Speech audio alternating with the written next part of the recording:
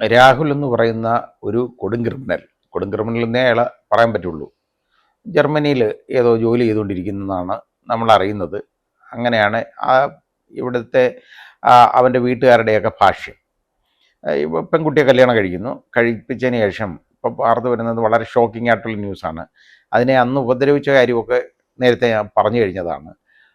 അത്രത്തോളം ശാരീരികമായ പീഡനങ്ങൾ അതിനുണ്ടാക്കി, മുറിവുകളുണ്ടാക്കി, അതിനെ കൊല്ലാൻ ശ്രമിച്ചു. അതിനൊക്കെ തെളിവുള്ളതാണ്.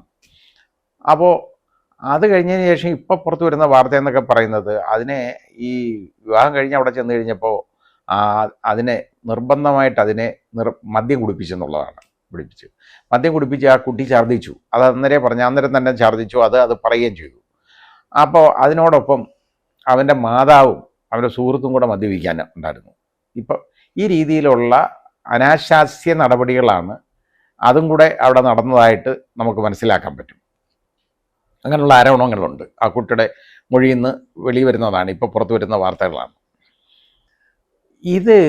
ഇവനിപ്പോൾ ജർമ്മനിയിൽ അവന് വിദേശത്തേക്ക് കടക്കാതിരിക്കാനുള്ള ശ്രമങ്ങളൊക്കെ നടത്തി. അവിടെ എല്ലാം നോട്ടീസ് കൊടുത്തു എന്നൊക്കെ ഇവർ പറയുന്നുണ്ട്.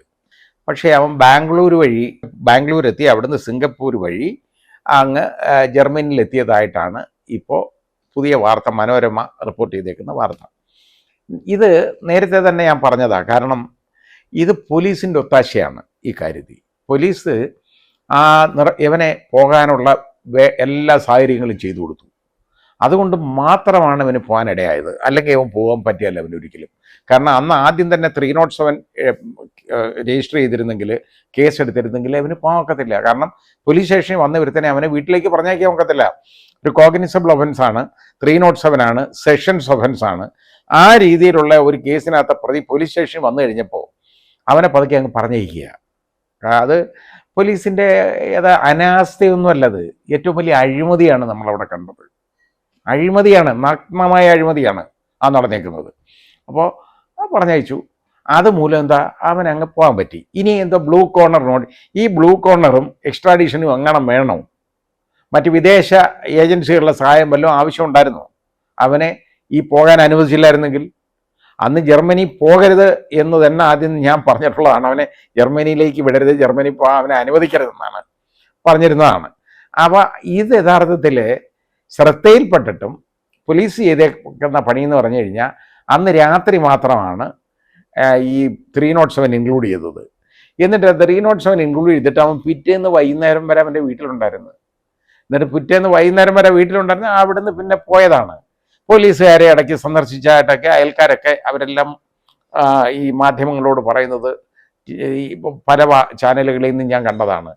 അപ്പോൾ അവനവിടെ ഉണ്ടായിരുന്നു, വൈകുന്നേരം വരെ ഉണ്ടായിരുന്നു. അവൻ്റെ അമ്മ പറയുന്നു അവൻ വൈകുന്നേരം വരെ ഉണ്ടായിരുന്നു. പിന്നെ ഇവിടെ ഇല്ലേ എന്നുവെച്ചാൽ അവൻ്റെ തള്ളയ്ക്ക് അവൻ അവിടെ ഉണ്ടോ ഇല്ലയോ എന്ന് അറിയാൻ വയ്യ എന്നുള്ളൊരു സ്ഥിതിയിലാണ് ഇത്രത്തോളം കളവ് പറയുന്നത് നമ്മൾ കാണുന്നതാണ്.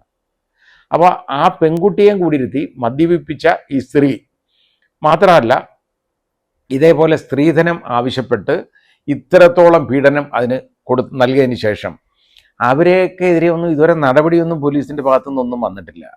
എന്ന് വരുമെന്നുള്ളത് നമുക്കറിയില്ല. ഇനി പോലീസ് എന്ത് ചെയ്യാനാണെന്ന് അറിയില്ല. അതായത് ചെറുതായിട്ടൊന്ന് അടിച്ചതേ ഉള്ളെന്ന് കേട്ടോ, അടി. ആ സ്ത്രീക്ക് ഇത് കൊണ്ടിരുന്നെങ്കിൽ അറിയാമായിരുന്നു അടി ചെറുതാണോ വലുതാണോ എന്ന്.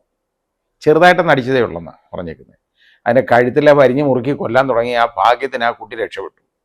അല്ലെങ്കിൽ അതിൻ്റെ വീട്ടുകാർ വന്ന് കണ്ടതുകൊണ്ട് മാത്രം രക്ഷപ്പെട്ടു. എന്നിട്ട് തന്നെ അതിനെ കൊണ്ട് പറയിപ്പിച്ചു. അത് കുളിമുറി തെറ്റി വീണതാണെന്ന് ആദ്യം പറയിപ്പിച്ചെങ്കിലും അത് മാറി പിന്നെ ശരിയായ സത്യം അത് പറഞ്ഞു കൊടുത്തു, ഇതിനിങ്ങനാണെന്ന്. അതിൻ്റെ മുഖമെല്ലാം മുഴുവൻ നീരാണ്.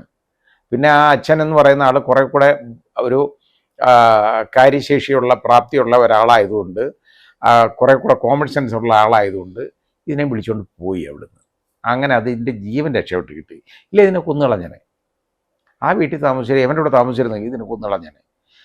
ഇതാണ് നമ്മുടെ നാട്ടിൽ നടന്നുകൊണ്ടിരിക്കുന്നത്. ഇപ്പോൾ ഇത് പോലീസ് പറയുന്നത് ഇത് ബ്ലൂ കോർണർ നോട്ടീസ് പുറപ്പെടുവിക്കും, അങ്ങനെ ചെയ്യും, ഇങ്ങനെയും.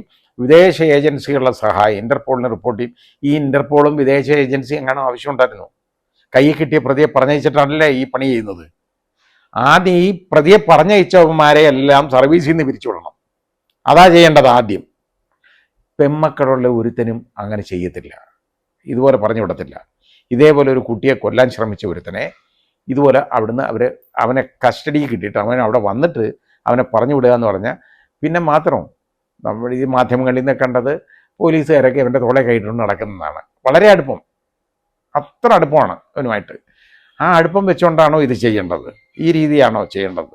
അടുപ്പം ഉണ്ടെങ്കിൽ അവർ വേറെ കാര്യങ്ങളൊക്കെ നടത്തിക്കോട്ടെ, ഇങ്ങനെ ചെയ്യേണ്ട കാര്യമില്ലല്ലോ. ഏതായാലും അവനെ പറഞ്ഞയച്ചു, അവൻ ജർമ്മനിക്ക് കടന്നു എന്നാണ് ഇപ്പോൾ പറയപ്പെടുന്നത്. പക്ഷേ എനിക്ക് വിശ്വാസമില്ല. കാരണം സമയത്ത് അവർ അറിയിച്ചിരുന്നെങ്കിൽ ഇമിഗ്രേഷൻ നമ്മുടെ രാജ്യത്ത് എല്ലാ ഏജൻസിക്കും നെറ്റ്വർക്ക് ഉള്ളതാണ്.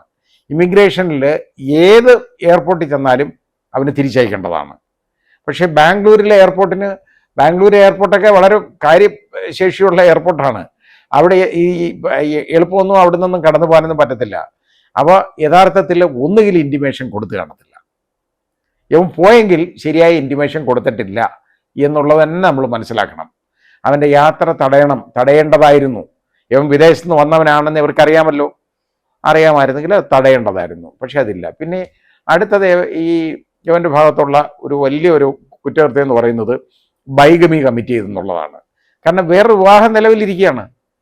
ആ വേറെ വിവാഹബന്ധം നിലവിലിരിക്കുമ്പോൾ അത് മറച്ചു വെച്ചിട്ട് പുതിയൊരു വിവാഹം കഴിക്കുകയാണ്. അതാ കാര്യം.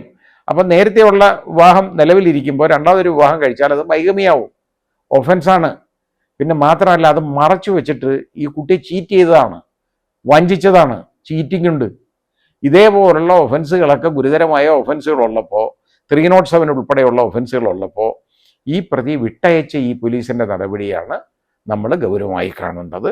എന്നിട്ട് ഇനി പറയുക, ഇനി അവൻ ജർമ്മനി ചെന്ന് ഇനിയിപ്പോൾ ഇൻ്റർപോളിന് കൊടുക്കാം, മറ്റേതിന് കൊടുക്കാം. ഇൻ്റർപോളും ഒരു വിദേശ ഏജൻസിയും ഒന്നും വേണ്ടായിരുന്നല്ലോ, കയ്യിലുണ്ടായിരുന്ന പ്രതിയല്ലേ പറഞ്ഞയച്ചത്.